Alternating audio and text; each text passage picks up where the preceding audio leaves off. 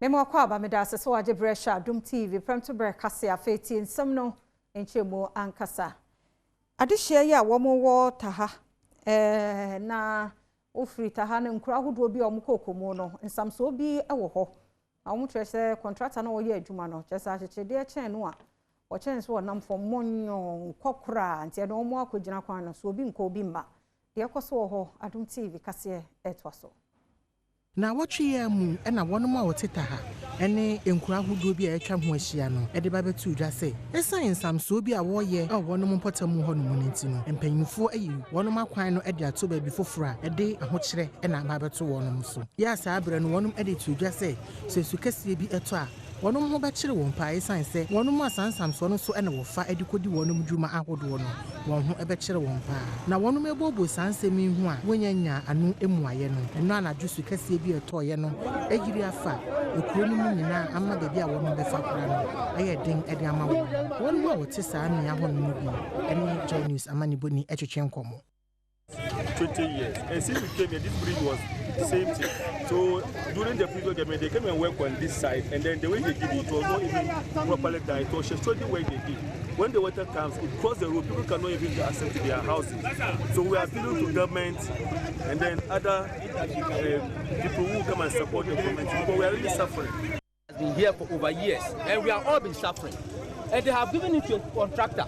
Instead of the contractor should give us a road which will be passing once he will be working. He did not give us the diversion, and he has blocked the road. Now it has rained. Look at all this place.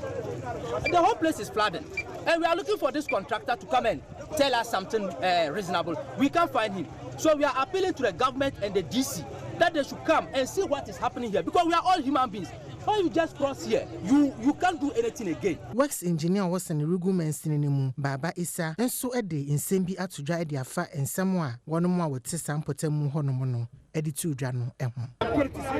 pass here a lot, and since I started passing, I have seen this thing like this for the past 3 weeks. What has changed? You know, initially, he said, like I said, in the arrangement of the pass. He didn't do it according to our design. So we instructed him to redo it. That was what brought about the standstill. You get that? It wasn't as if... When are you expected to finish? It's a 6-month contract. But we kept on telling him that this one, he should be mindful of the weather. Because this is a major... and water passes here. If he's not able to work within that time, community will be cut off. So we kept on the mind. What brought about the delay was the initial arrangement of the bus, which was in accordance with... Now, resources is always a problem. Has he got the capacity? Oh, yes. We have accessing human and material. The entire Premotobre Kasee no so yakwa Santimante mu Kumasi Central Market. Enru anajo no wache eja top stores ahodo be 50 mu. Bepem sabre dum jampanifo ni madokode airport ya dija ne bai. Yamanobofo ekoho etwaso. Ura ba kwa no honom ewa abra asemisiye ya ne din ene Hassan Idris editu dwa se na wada ene ote se eja ato Central Market honom enunti wodi mikatente ene ko honom kokoshe se eye no kra na ACFO Henry Jiwa ene ye Ashanti Regional Deputy Commander Ghana National Fire Service. Ebe woni nsamtrofo edi nkita ho no ena wo kire hawa hudu bi a odumjafo famu ansa na wonu matimi akwa kudu ba bi a eja ato enu akire ena wo kire kwan a wonu mfa so a wote se eja ato dwom ho no mu a okokọ boaye edidumja no sesei wonu mu kire mu a shops edunum ena eja no ehye emunia manyina dwerebe. CFO Nigiwa, the Deputy Regional Commander Ashanti. We are currently at Central Market where we manufacture footwears and slippers, boots and shoes. We received a distress call around 8:48 that there's a fire outbreak at this place. So we quickly have to dispatch our men. They got here and there was a fire here. So they quickly have to get to work. And they were able to confine the fire as they came to see it. If you could realize when they got here, the whole place was already involved in the back, but they quickly have to confine it to. Accessibility is a major challenge in this central market. Coming just about 100 meters away,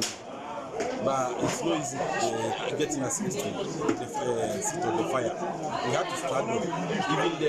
traders are not giving us unfettered access to do our work.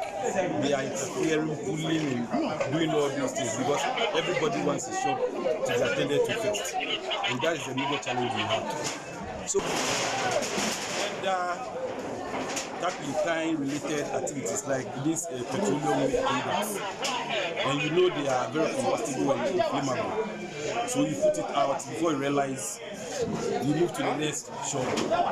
then the fire will from the next shop will also reignite again. So it's about 30, but we'll do our investigation in council. But possibly it's about 30 shops. It's under investigation, so for now we can't say. Ebeko na yegina asante mantamu na yeko mampon honso manabotchira mampon Technical College of Education ababeto dwase honso eja ato efa baby de nam so no yenye hunu yebo ye homoden se ebenya mpanifo nemom de yeko so ho no Adom Kasee nya bi etwa so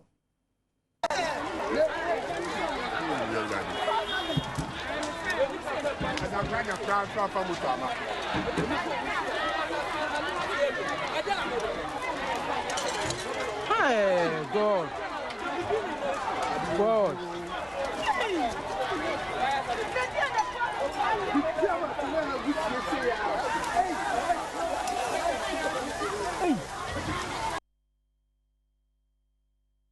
Adom TV Premotobre Kasee anwumre sansam no ne nkaye yede bebremo ewe nkase ni mo me nto so mo nwra yensam foforo mu na wo 2020 afrase no emu no Ghana ne edihye sa wo ye adwuma donhwere eba ko asika na wonya 11.82 Ghana cedis eno na wonya sika ubenya eno no na wo hwe sade ekro no keka akabomu no obosome de a na se Ghana ni obosome akatua no ejina 360 Ghana cedis we no yekoya na ye bai sa kwame enum ene Ghana fo bi edi enkomo ma kire wono ma dwene afa ho odeba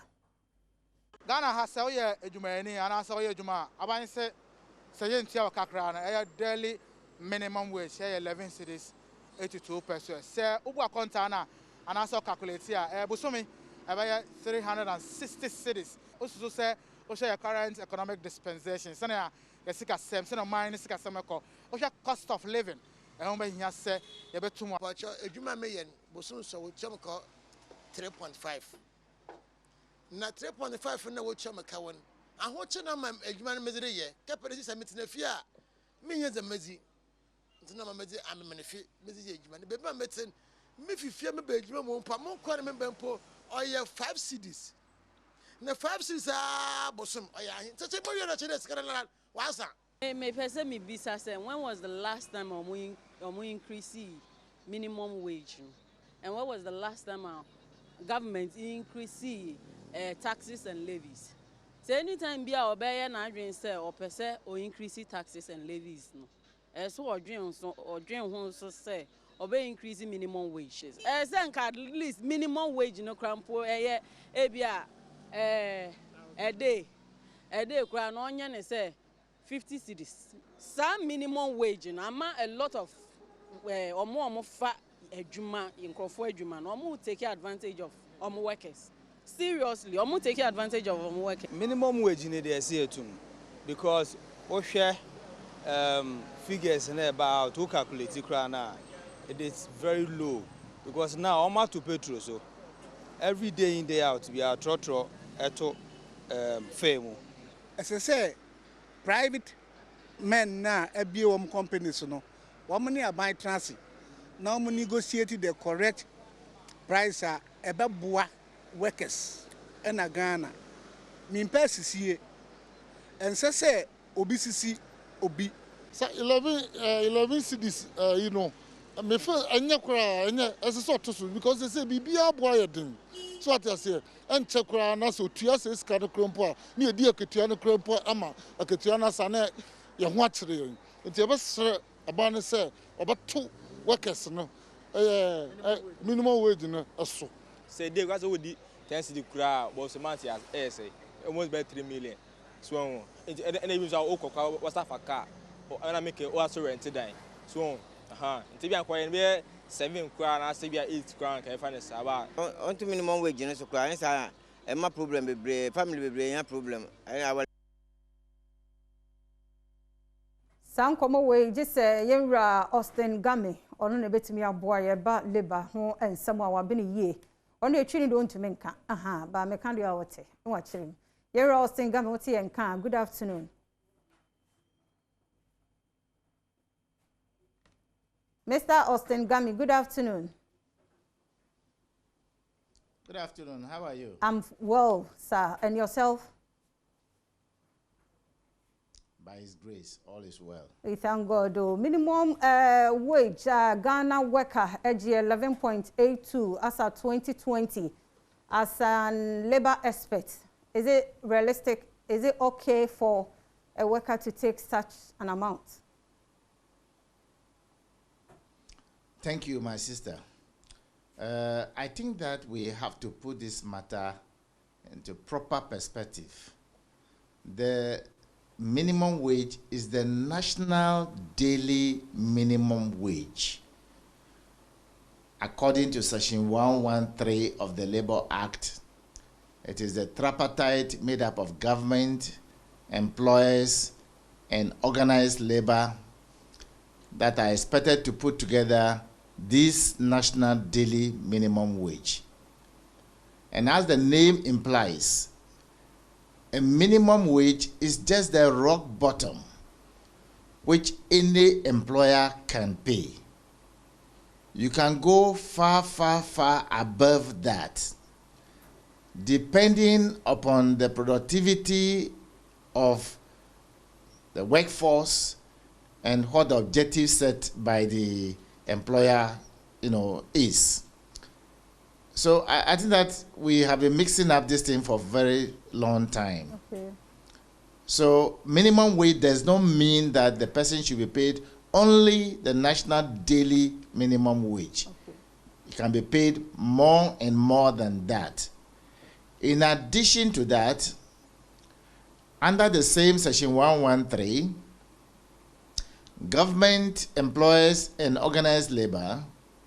can use the tax system to ensure that the pay-as-you-earn threshold is lifted way above, so that everybody, including you, will have something put into his pocket. So it is a tax system that government will have to look at, because regardless of whatever we are saying, at the end of the day, you go to the market, whatever you buy, you pay VAT on it. And so it is for organized labor at the tripartite meeting to represent the totality of the interests of the working people. So if they are unable to mix it up with the employer and government, then that is their own cup of tea. But the opportunity has been created under the Labour Act for them to negotiate on these things. And so clearly the stage is set for them. I agree minimum wage by itself, when you hear it, it may sound too insignificant, but it's the minimum wage. It can be paid way above that depending upon the productivity level, as it were. Mm. So what should we expect at this state? I expect organized labor in particular to get proper information from the employer. Employer here also means government, so that they will determine, because they are very notable people. My friend, the Secretary General of the TUC, is an economist himself, a statistician himself. They know what to do. And they are very notable people, my friends at the TUC hall there, who are very, very capable. So they should use this particular tripartite meeting to get certain tax thresholds lifted to the level that would enable people to have money directly into their pocket. Because the fact is that we have increased as a nation the VAT, the value added tax, and other taxes. And so if you pay the people even 15 cedis, assuming they even pay 15 cedis a day as daily minimum wage, is still insignificant. But like I said, the productivity, we must all agree that Ghana is an unproductive nation. We need to hike our productivity level. We need to pay people based on productivity, and employers shouldn't shy away from paying people based on productivity. And employers should set the targets as the Labour Act determines under Section 8B of the Labour Act. And workers are expected to enhance the productivity of the employer. Then we match the pay with that productivity. That's how it's supposed to be. If we can't do it like that, we will continue to be a beggar nation if we don't take care. So if you look at the sub-regions, as we compare ourselves to other regions, are we doing good or bad? Are we doing well or bad? Our productivity level is very low. Our national income, our GNP, gross national productivity level, is low. We need to raise productivity level, and it's up to the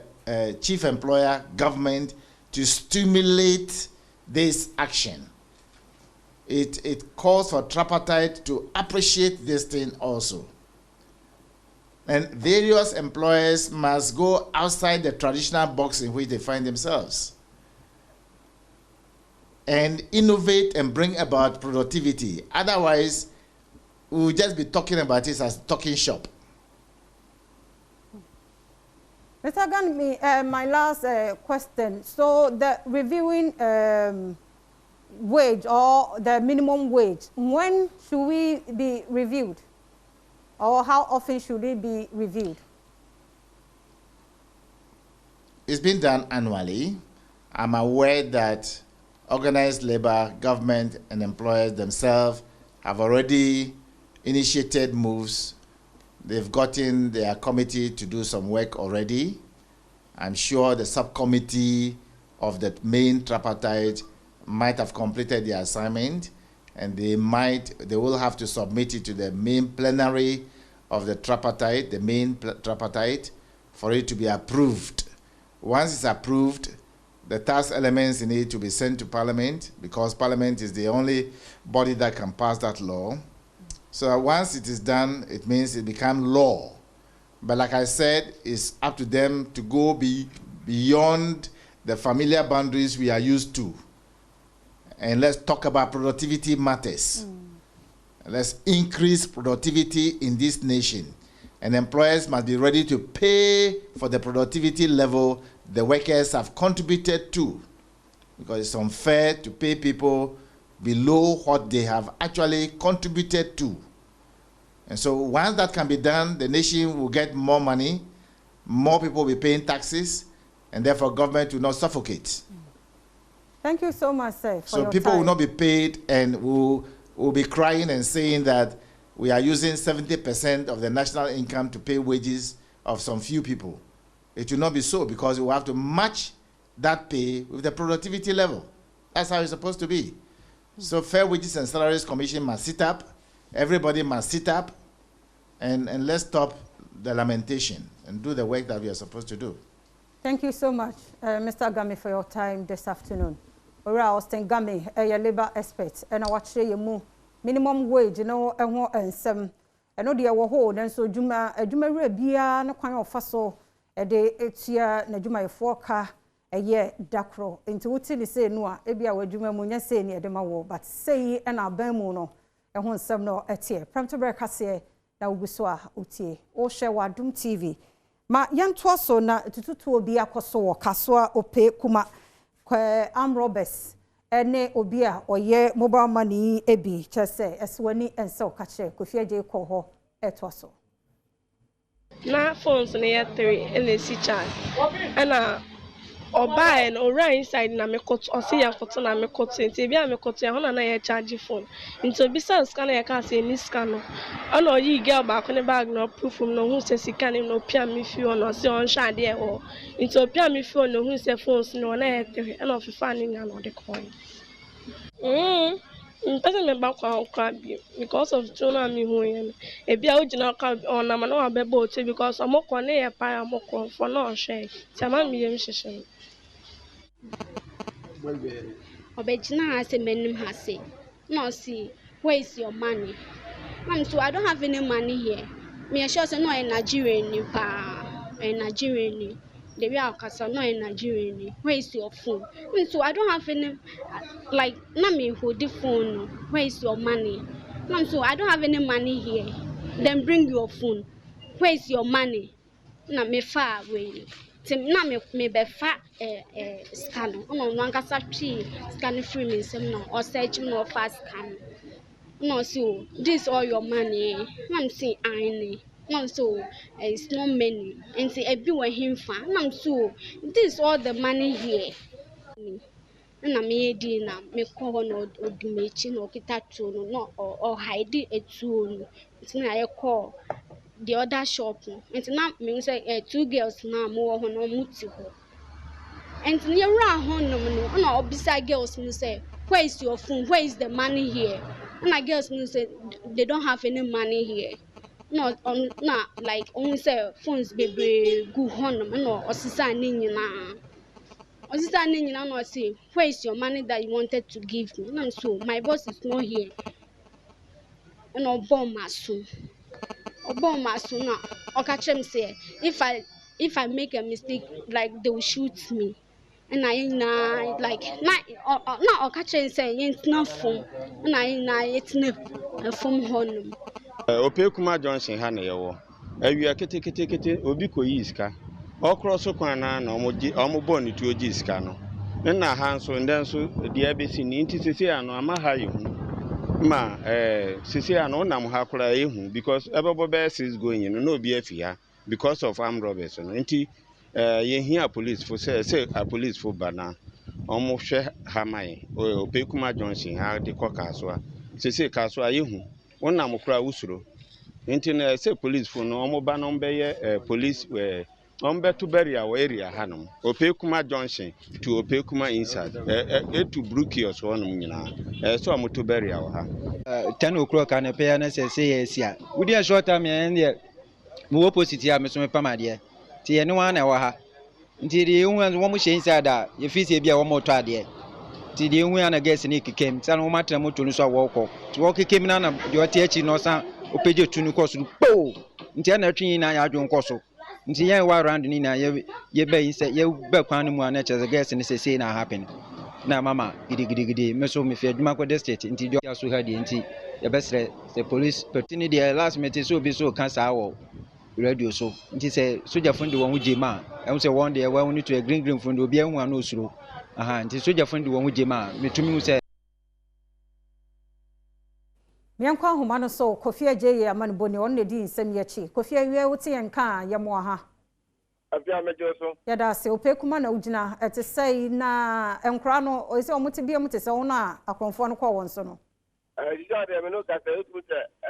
ehu na abom sanse kaka kra no na ye din ye fosi o mansa na mutimi e ka kiti sanse omu hu bi da omu je se ba na je pa so ko twitwi o so no an awia gede ya no ama ehu bua ana abo ija ma so mo bo fun sin yo tikanya ade ko mo ba mo ni mi sika wo sin ya wo de ko ti afina polisi ko so aba ho a mo hwese bia mo timi anya konfo no mo timi acho mo mbo ko no wi no mo tra moto so ana wo ni kire mo obodo bura mpa no so enti obi ni so mo pro na mo ko no en we kwa na di kan last ya na papa bia ko yi ka mbo to ko no eno achi no shop se wo nya so o mbe robo mo nya ato aso wo ma du tu se bia ya de na kita ko na je bambo na pele bele se so mbe miem na mo di police ko do na ba ka aso as the police ko wa no ani academy so and the moment to me who dem and to me akronfo so enti sese no ya nte bone wo mo mpra obi a mo ayu a wo na ekọ won so no obi a ho ye obi anu asi ameno kasa de wofim abara ba ko eno mo bo na nisu mo moja adara nisu do oye mo ba mo ni san so mo chese ska akronfo no se odema extra ana odi omo bo na nisu ma esi na nisu adamoja Kofi mfa unsi ya ni hwe de posi 4 year de akire se nipa bonfo ye da se yamani boni Kofi agei ene ete nka efi kaso a opekuma no peya be no ndubre mu akromfo aboura mobile money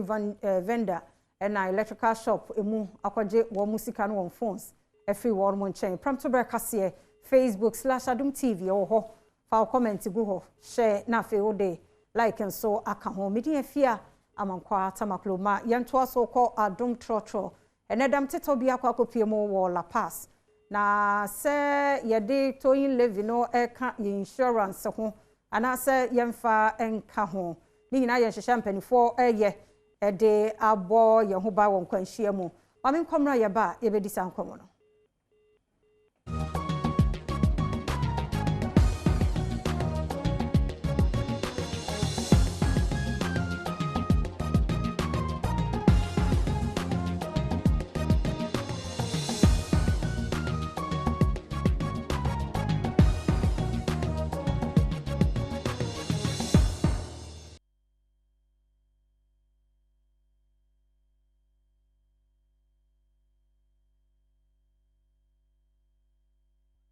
Abameda se uguso Adom TV Premotobre Kasee na okomshani bi a okobo no sesen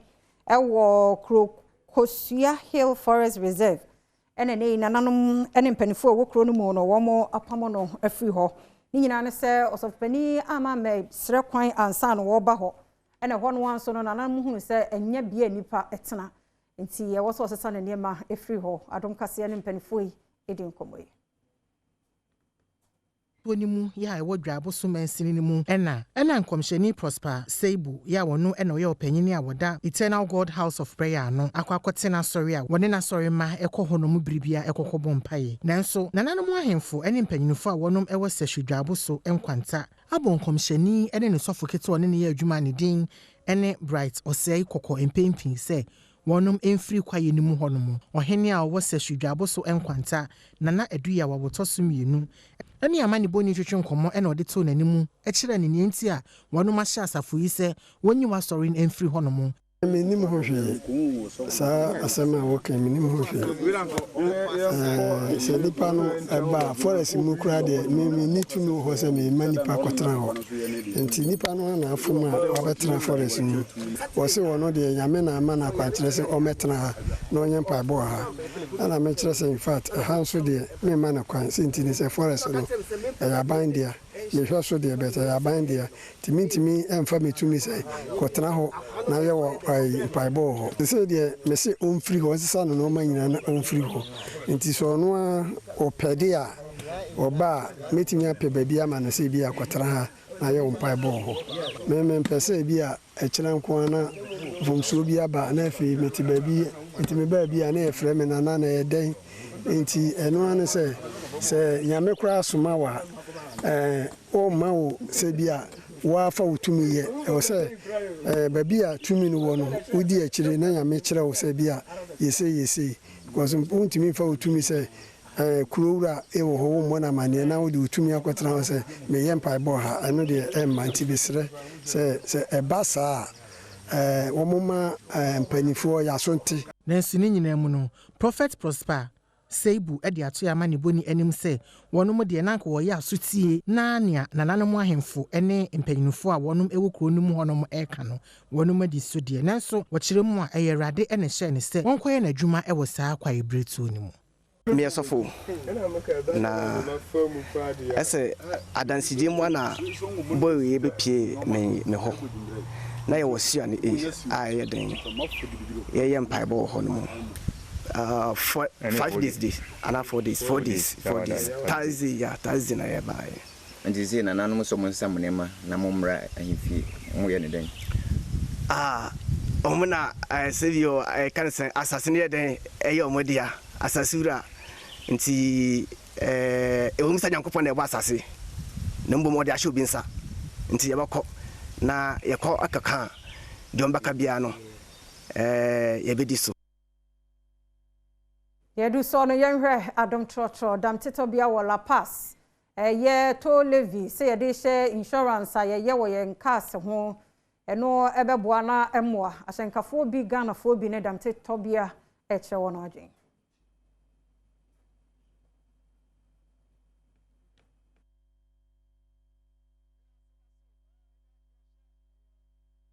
Adom trotro abe piemu ye La Paz Nyamesha Junction na ye share akwansia ka kwan ho akwansia na hwebo se ka kese eta sesi kwan so na yebusa about towing no ebi mususu se na ka omofa insurance toll living car insurance no ye tua no se ne be ya se wo ka se ya insurance company betu abefa ebi se nka aban no set up toll centers nka se wo ka se ya obefre na omaba be toll efiri ho eno nkoma na be se ye ne mpanifo omo ha eba betwetwe ebedi kakra Mr. Bremen kona many omo endi enhye nkoma na se ma me share sin free openi ba ko ase openi ba ko about Adom TV major ye hye nkoma ye di wo wadwen kire pa ewo ho enesen nkoma ma dwen kire nyina ne se o de share insurance for nsa insurance for no ebi ebedu tem bia ka asesi kwan ho a wo se ofre omo no na se yapon unya omo ene insurance for no emo metric car na nyeden emfiri honom enti ka men kwan de kama dwen ne se enka aban yemfa nhya aban sa na ka aban enkra towing cars ni bia emma 275 constituency ni nyina because dan 275 constituency no across the Ghana no ba bia car be say yesie bia no obi constituency mu enti se ka bi say na ye fra ba bia eben ewo constituency no ba bia eben no ma fra constituency kro no na omo abaye den omo abetwe car na ye den afiri ho nti me fin say omo de sha ban sa na ban ye ne say ambulance do ye ambulance na ebeboa ama car ensensi kwan ho ema enkofa accident bia anya den emma that's it Miss Midday kwesi akwa Miss Masem ne say senior me brai kasa nke de sha ban sa nke eye no me penisa but sesia no me kasa media minyanka towing boot to towing boot nanka aban de sa camera no esisi so na akoye se sesia no wo driver na wo ba no ye hu wo towing boot wo deda enti wo du towing boot wo no mo a yetumi point chiro se wo mistake a wo ye ni enti no hwe ni yie enti no ebema driving gidigidi no ayeden aba form enti minya ne sa nka me pene sa me pacho eja usuni me ka se fi Nyamesha Junction sisi a road accident no adoso o man mu awre wo hwe TV so said the car accident yesie nipa ewuo ni ade in fact nyame anim no agi nyankopon kwa ne betime de aseman enti mesre nana any driver for ni Ghana police force me so mo ani diem omoma ekwaso jojo no omoma modern na ekwaso no na driver for no so no omonto ombo ase na in fact yenkwa for na to no so no sisi ano sa to no so mesre nana omane nya adwuma sa first agenda na akode ba no ye bogu ye no sisi ano san kofa ne yenchi na nsambra back mesemu pi ani die mu amasem kakra me kan fa wan opani yan show be pese insurance yan fan kan insurance no to na say omun set up toll center na on toll cars o kwan so em say me so ye frame opoku print de dodo na ni mi ye owura kakra me kan fa cars akese esi kwan so a sebe yentimi nya bibia mfa ho ekoso accident no yen hwe bibi say almost 8 years ago say me memory be set me back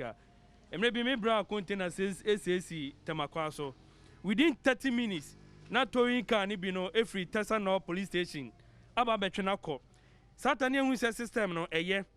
we say ye was special unit bi wo ho a ebia kame hu ni say ba bia na ye wo towing car ni bi wo ho a kaka ne say ya na nke abetwe afiri wo ebo ne ye de be ma no so upompo ubetia se anya ne sadia na me kasa obi anya na de aka no esesu anu nani se aya toyi kan be twifiri wa ye mo abo kase next time no ka sesi esesu wa ohun be pepero se obe dey obe ye ho adwuma no atu akọ wo dey just imagine say airport say okona akọ drop off a ye nyina ya tu kwan bi da abroche UK say ye bra mo ye be fa o ma oba ya wo drop ya betuma for na sime se say ho no wo ya no mo de lock no mo de aba beto ase ni nyina hu hia enti be de me pen say insurance fund dey say ka say de mo ma enye ye de mo insurance for enye o mo kra no comprehensive na ye twa no ye hu fa so bi a ye dey ye nya wo so enti me strength say abanye special unit bi a o metuma ye adwuma o ho a sebe toyi kan o be na aya doso e wo kwan so a ye twifiri wo so ebo bi a de mo ma bia no atua e be ma ya dwa ban ho say ka ne say ya ye be ye ne tem eye firi wo me da ase okay yes said ase ye mra ni ti no ye fansia nkofo choma dua na ye ko wo fa ba ko na ono so che na dwe dadi aha yes na ye fansia se nkofo be bra choma dua bi mu so choma dua ofe ba mu be so be kasa enti no ye fansia mu be so most we do there away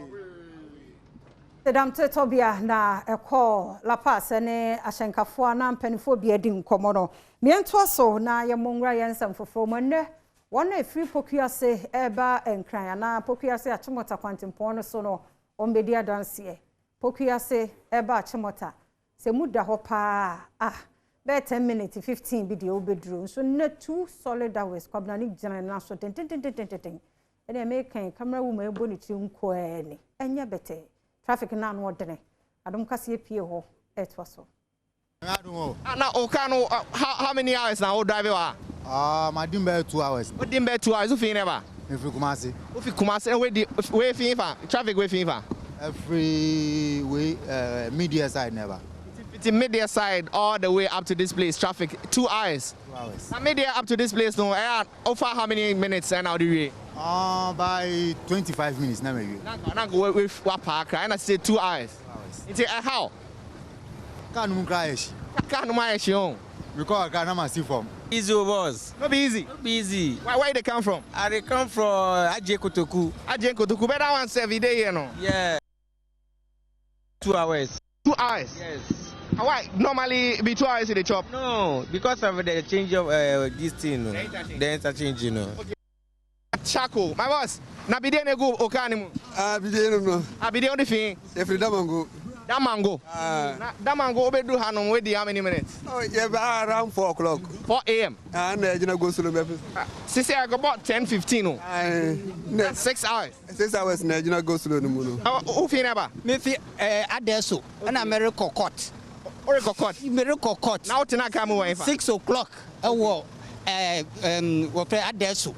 ma bedu sapema enyeye na mesia merenante akopoko ase nti sapema no wanante afia ba ma me catchro me no kware trodo sapema ne wo de mo komo ne mo behu na we normal problem every day bia e wo ha na ensi da minim ne enti a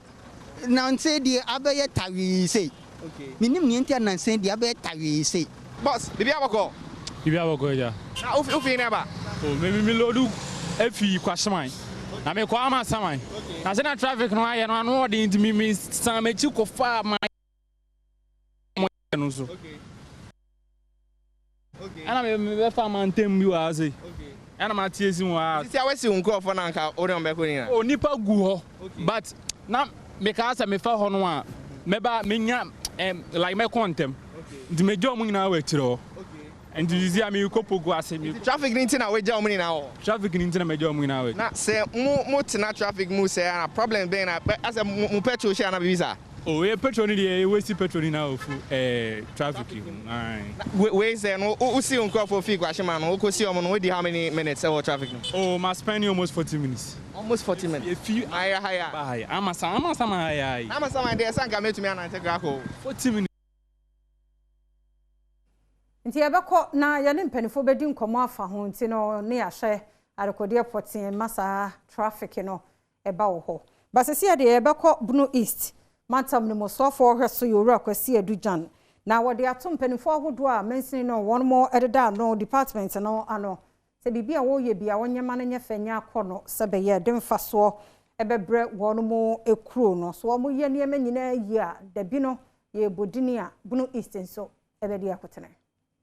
Buno is manta musuafo kwasi edujan ahye empanyinfo a wonom eda aban aso ya ahodo a ewo manta mu honom nyina no enkran se wonom mmodi ase wonom woni won eye adwuma no wode ntete pa bi ebewura won mu se ne ebe a akwadwere a wobeye ewo adwuma mu wonom a wontai emma adwuma ntem eni empo wonom a wonom nsa ede beye adwuma nyina no wetimi ayi afri wontem se ne ebe beboa ama se wonom ba adwuma mu a obetimi aye adwuma den aboa ama empumtuo ene nisuade hu a ede adwuma nani so no wonom etimi aduru hu Ushe Yajuma as a regional coordinating council. Yajuma say yebe coordinating na yebe monitor na yebe supervise Yajuma assemblies Iti here say many wombaba bishia na ya tutu ajin no me vision amewo agenda eda ye ni so se ne yebe ya umunyina ombetumi amaye ombe ya moa na yetumi move forward. Wapanyina wo hwe akire ewo tachiman mansini ni mu se aban krache John Kofido nyina ene gina asoya ahodo empanyinfo ni nyina na mu ede bohye bi ema asoafo yi se we are going to support you. We are going to even work more harder than before to enable you to achieve that vision, because I think if we're able to achieve that vision, in effect, in its entire effect to affect Ejima municipal and other areas in the Bono East region. So always count on us. I assure you that I myself and the entire management of the Ejima Municipal Assembly and other departments are going to support you fully. Emmanuel Addison and Tachiman municipal engineer now ono so e was say dwabona sibia ode ensem bi atudwa Mkrofo feels a public or civil servant ye mp dwuma ye be dwuma we just idle about na there but yes sir nyoma na akode na say ye de ye dwuma no ye ebi ni ho wo buy office crowd be abetu old computer old chairs but wo bank na there hwe the way the ambience of the how do you call the bank no more condition the way unkonjwa mutena so wo buy public service ye nya ne sa nti wo be dwuma kra you don't feel motivated. Secondly, make about ye dwuma ye and interferences a womb both political and chieftaincy ebia wo pese wo ya ade bi na on him bi and it's not only Techiman, my Juma obey 8 districts. Nina, these sort of things are present. Amentwaso na edwumaku a wo ye insurance aye Holland insurance wo mo de policy ana nhyehyɛ foforo aba a eba beboa na wo mo nhyehyɛ we no obi adumu akotene adwadifo ene obi ampo a wosusu se woni bie no wo saa na policy foforo yi a Holland for ede aba no nya so mfaso ene mu mpanifo bi akasa Nsiachiba Ejumayeku a windin ene Holland insurance apa Nsiachiba foforo kro de aba adwaman so ehun ntoma wato ne din se mebambo eye Nsiachiba bi a obi biara ebetimi ede ne ho ahyemu emfa ho ene wote bi a wo mu a sikaketua bi ene ode ato so a obi bi opese ode ne ho ehyem no obetimi ede ne ho ahyem. Holland Life a part of the Holland group of Holland Group, and we specialize in life insurance. Basically, what we do is to provide innovative and unconventional life policies to the Ghanaian public. Yeah, we in several folds since we entered the market. The newest is Mebambo. I be introduced Ene. Basically, to Mebambo meaning my protector. Yene Vodafone money sa partnership, and I must say it's a product for the underserved, a product that targets the mass market. Usually you would hear a lot of people saying that insurance is expensive, insurance is for the rich. We want to break that myth. We want to say no, with as low as 1 Ghana cedi, we can provide you a life insurance. Joseph Agent Frempong and our head of premium administration our Holland Life na one ensentro for etwetwen sa nsiachibe yi ho enkomoi what the packages ahodo a ewo wonsiachibe ni mu atudwa omanfo betime de won ho ahyem kwenya ya ba se utimi kope Vodafone sim na utimi register for Vodafone cash and one say utifiu utu demu utikamu na kwa adwuma mpo a utimi dial *269# na utimi a register for the Mebambo insurance. Your packages are hold 9. package di kan no eye 1 Ghana cedi se wo 1 Ghana cedi a obetime nya insurance ni bi se asem to a ebi a obusuani bi odofo bi nya insurance ebi a ne ho ka eno ne ma 1000 Ghana cedi cedi apem sa ne de be ma. Na second package no 5 Ghana cedis bosome bia obetia 5 Ghana cedi pe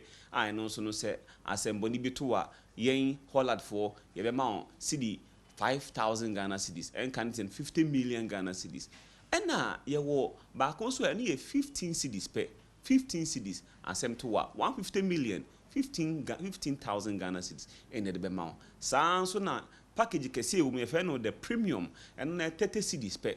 30 cedis se asem to a eno no ema 30,000 Ghana cedis na eno no se obi hu ka anase obi free mu a ekwan ben so na obetimi abeklemi for osika no eno wane se wo medical certificate e kire se nipa no ampa wa free mu eno wonya nipa no so ID card wonya sa na ema menu pe de aka nyina no ye ne obebom ne ahwe ne ati osika ma. Premotobre Kasee na ahwehwe wa Adom TV eso na meto so de makonsem foforo emu amanfo bi ye wo nsawam adoagiri efoforo wo mo kakra sa fintamu ne no wo bra hwe bedani frank anodompre ema 50,000 Ghana cedis nsawam government hospital wonje na wonfancy maternity ward bepem sabre ward a yenhu sika no so a yenhu to wonbusa se na sika no wai Adom Kasee eto so mani boni krobia sante ekọ bia wonom ye senku obesi bia obetimi ede age ema awo no na ewura nko a na age honom afa ema bia wonom afa afuru a na wonom aba yaresa bia hono ene amani boni ye twetwe nkomo ede to nanim se esan bia papa bia ni honom a woba obetimi age wonom ahome ansa na apomuden adwumayefo aba behwe wo mo nintino abibia wonom ewo ahohiehia mo better better than 2 years yes we are cover yare asa for hospital ya ba so ye nya aduane papa bi so omu ni aduane papa bi so kwa so nya o holiday wo pi sa se be e ba ye be da kra be je ni no be e be da de ye be nya be bi si konwe so sa na de ache le nam ha be e gale wo kra ho so nye mi ni pe obi sha wa wo nwe ya obi nko ni pen so do so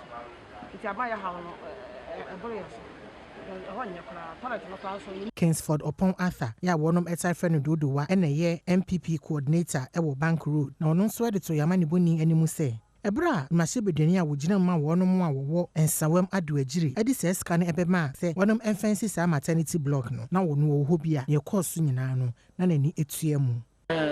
ye nyina ye nim ye maya eba apemfo eba wo so ha emra mu famu oyawdie ni nyama mu community say nyina nso enim say ye dan na ade a isusa ndi say ye ba be fe bibia se na ye wasase na say mpia be support dia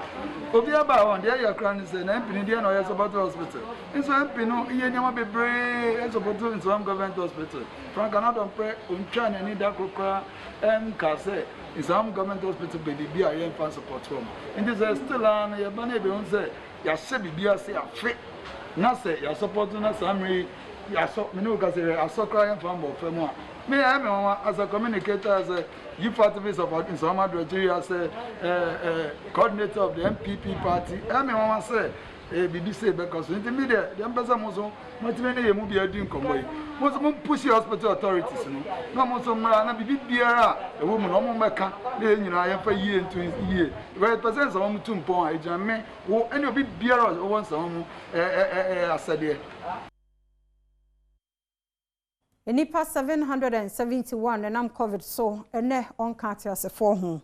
Director General of Ghana Health Service and Dr. Patrick Kumabwaje edede semi eto dwabro ne sentrefo ehyiamu enkran de still yedikan ewo yade no mu Adom Kasee eto so.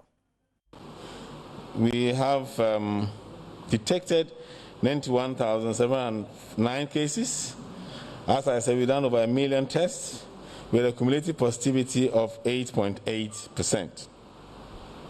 We have discharged 89,000 plus. We have had 771 deaths, and as you are aware, in the last 3 months, we've had more deaths than we had in 9 months of the previous year. The new cases,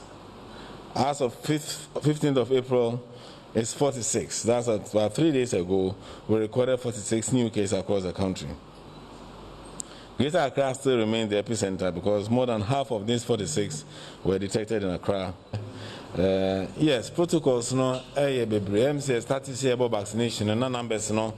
as I say about now. This now protocols no this moved to 52%. Almost share mass near there. Boy. Vaccine no boy be 3 to 4 weeks and son when ya antibodies protection. This is I can say there vaccine no so no there abeka ho asati enya effect but the initial phases in there na nye na because they take a ban sana while building enough protection to protect yourself. 17 years. So it's both the protocols and now we can say that the vaccine in where they have received is also playing a major role in preventing the spread of the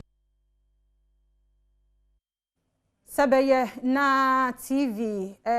niema ahodo ebaso ye kasa programs ahodo ene radio programs ahodo ne nyumadi ye woso ye behu se ye ne papa ne be yi abonefo na free mountain National Media Commission penfo se won bete committee na sa committee na ye nhwehwemu bia station ye behu se nkoyie wo content anya papa no na se ne ye film Adom Kasee etwaso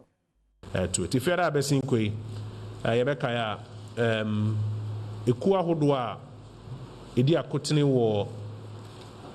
abefo mfidie hu de urubo a yebo radio TV ne abefo ntintan so ehia Ministry of Information na efresa nhyiemu no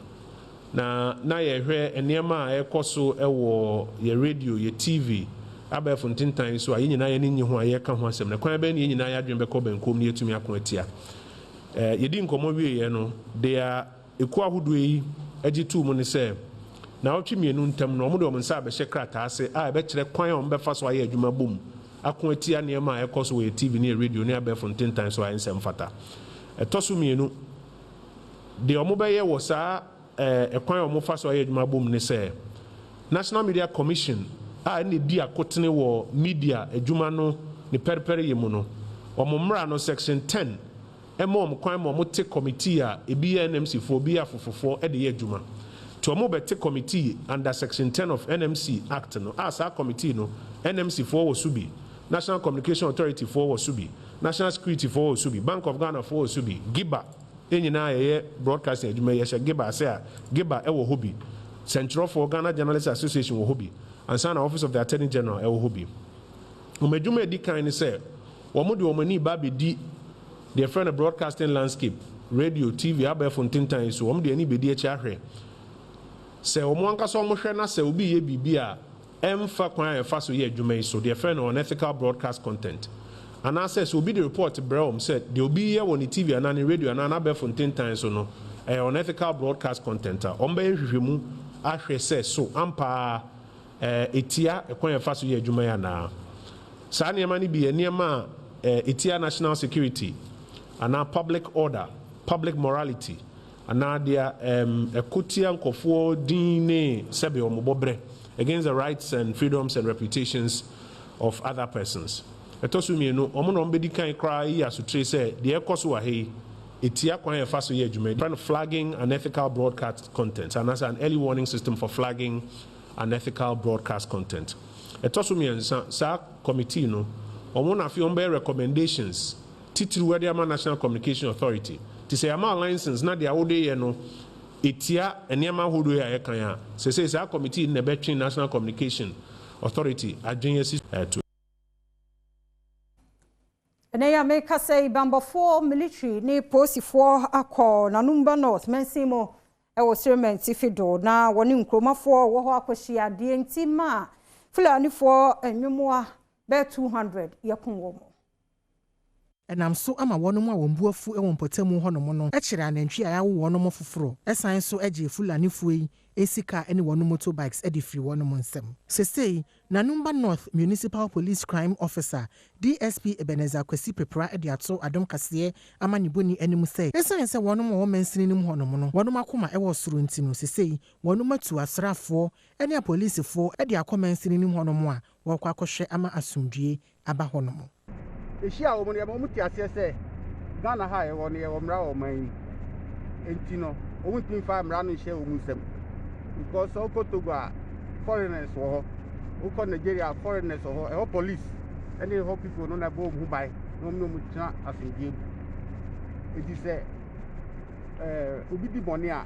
The right place also can say Umbeko police station. To make a report for investigation. Since Quarter Maclo, fire for fire, it was so.